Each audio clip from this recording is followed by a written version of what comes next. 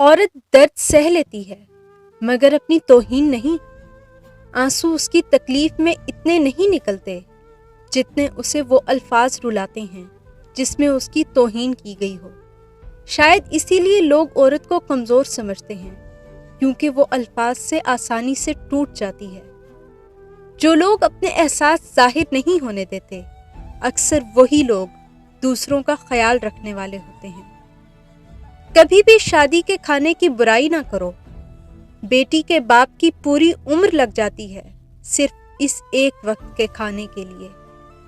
عمر کی اونچائیوں پر چڑھتا ہوا انسان یہ بات بھول جاتا ہے کہ وہ در حقیقت زینہ در زینہ 2 گز زمین میں اتر رہا ہے۔ جس نے نبھانا ہوتا ہے وہ 1000 غلطیوں پر بھی معاف کر دیتا ہے، اور جس نے نہیں نبھانا ہوتا وہ ایک غلطی کو ہی بہانہ بنا کر چھوڑ دیتا ہے۔ جب تک انسان دوسرے کی جگہ پر کھڑا نہ ہو اسے پوری بات سمجھ میں نہیں آتی۔ زندگی میں کبھی کبھی ہم ایسے مقام پر آ جاتے ہیں جہاں سارے رشتے ختم ہو جاتے ہیں۔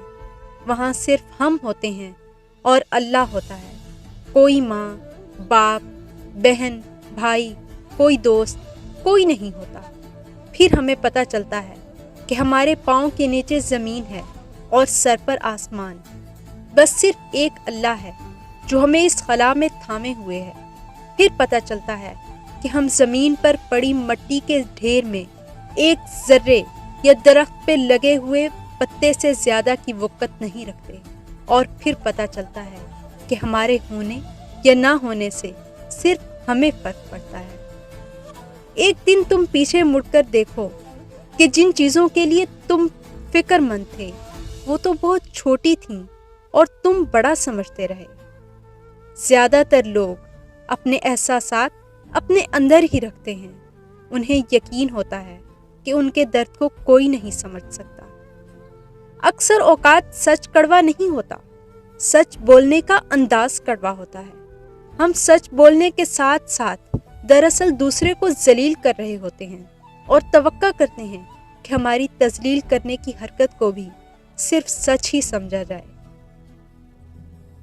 مرد کا گناہ وقت کے تالاب میں کنکر کی طرح ڈوب جاتا ہے، جبکہ عورت کا گناہ ساری عمر کمل کے پھول کی مانند سطح کی آب پر تیرتا رہتا ہے۔ کچھ لوگوں کو پچھتاوا نہیں ہوتا۔